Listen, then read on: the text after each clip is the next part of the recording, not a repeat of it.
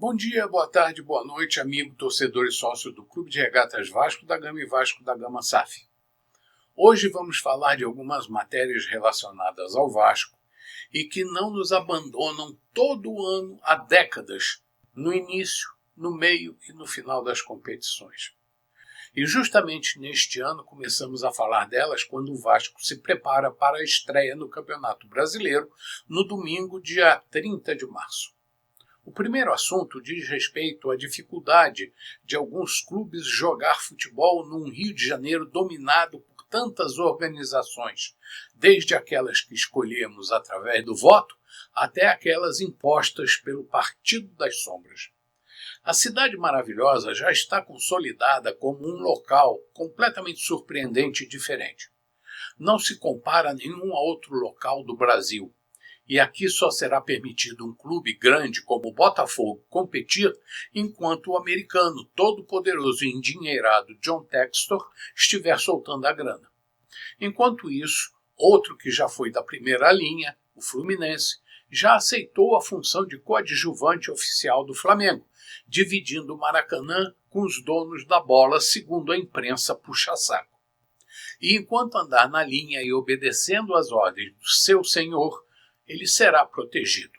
Quanto a nós, uma instituição que já foi a mais popular daqui, numa época em que os clubes da elite só se preocupavam em angariar associados entre as camadas mais altas da sociedade carioca, nunca teremos oportunidade de vencê-los, porque deixamos o jornalismo escolher nosso rival como queridinho da galera.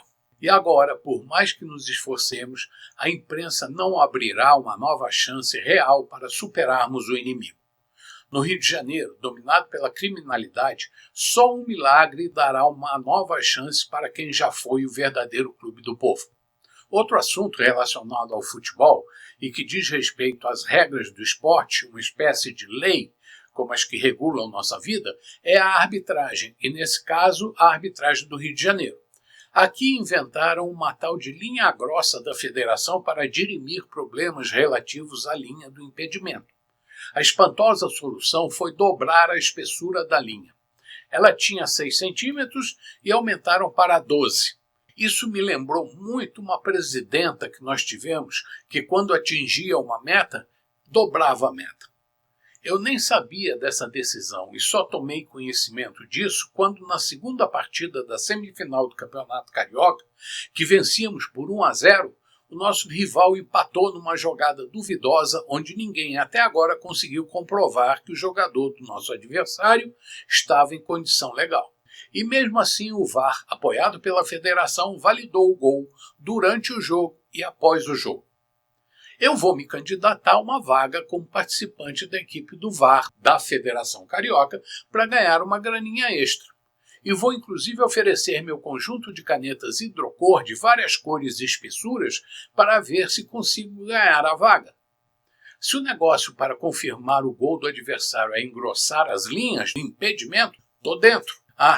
E quanto ganha aquela turma do VAR para não ver que o rubro-negro Bruno Henrique deu uma abraçada no pescoço do nosso zagueiro João Vitor, que merecia pelo menos um cartão amarelo que resultaria na sua expulsão, pois já havia recebido um.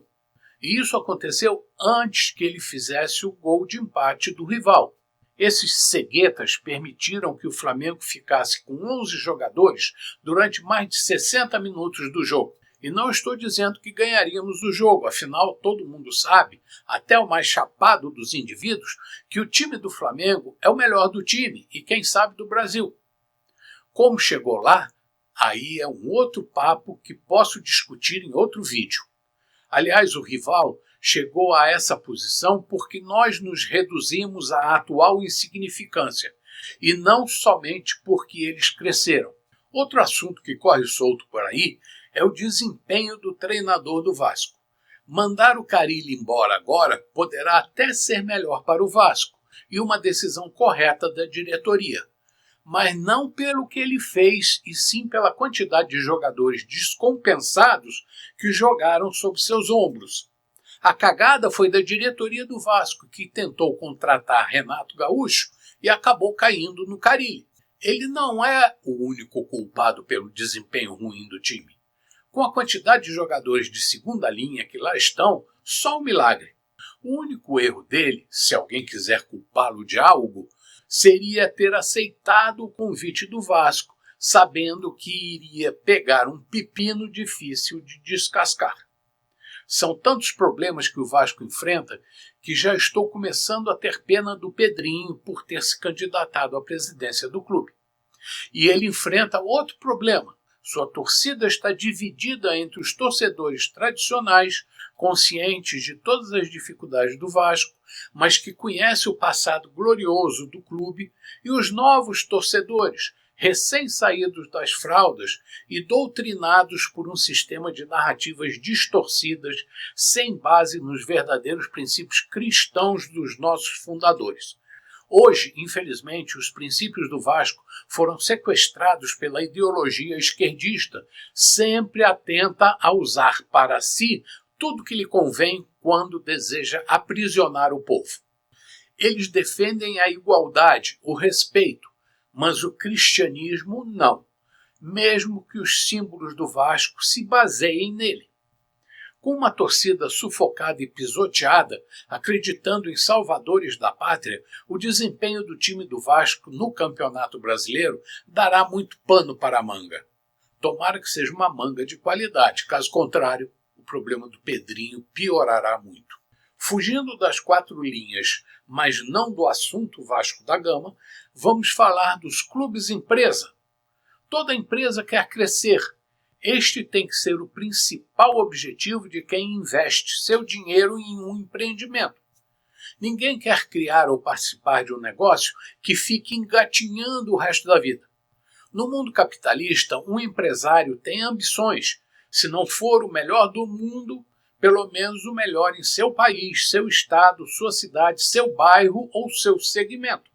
Se alguém criar um empreendimento para ser um zero à esquerda, isso não é um negócio. Quando muito, pode ser uma ação entre amigos. E assim foi criado o Clube de Regatas Vasco da Gama, uma associação que reuniu amigos, companheiros, colegas que queriam praticar o remo com a intenção de manter o preparo físico em dia e, quem sabe, se possível, participar de competições. Tudo com uma finalidade de se conectar com a saúde física e mental. Nem preciso dizer que a ambição aumentou e o clube se transformou na potência que até pouco tempo atrás era. E por que estou falando isso? Porque se o clube não foi criado como uma empresa, como um negócio, com o interesse de vencer competições, ele acabou enveredando por esse caminho. Mas numa época em que os patrícios ainda tratavam os negócios como uma ação entre amigos, muito vinculados às origens portuguesas. E o Vasco nunca evoluiu ou se livrou desse sistema patriarcal herdado. No Rio de Janeiro, apesar da existência de uma grande quantidade de portugueses, num país extremamente diverso em origens, eles não eram aceitos unanimemente, havendo divergências latentes. Havia algum ressentimento por conta da origem como colonizador e a gozação de que os portugueses eram desprovidos de neurônios, para não falar outra coisa. No desporto, o clube aceitava pessoas de todos os níveis sociais, raças e preferências, e por isso o Vasco acabou se transformando no clube mais popular do Rio de Janeiro, sendo o preferido entre as camadas mais humildes da população. Isso era um reconhecimento universal, posto que os demais clubes exigiam que seus associados ocupassem uma posição mais elevada na sociedade do Rio de Janeiro. Com o passar dos anos, na década de 1930, essa coisa de camada social acabou pegando mal. Afinal, era governo de Getúlio Vargas que, como todo ditador, desejava ser popular. Daí surgiram os movimentos da imprensa tentando popularizar alguns clubes para tirar deles aquilo que acabou se tornando uma imperfeição moral, a superioridade da classe social mais elevada. E daí, já que alguns clubes possuíam tradições consolidadas e indestrutíveis, como o aristocrático Fluminense, coube aos jornalistas e radialistas incentivados por um presidente rubro-negro escolherem o Flamengo como a bola da vez e elevá-lo ao patamar de clube popular.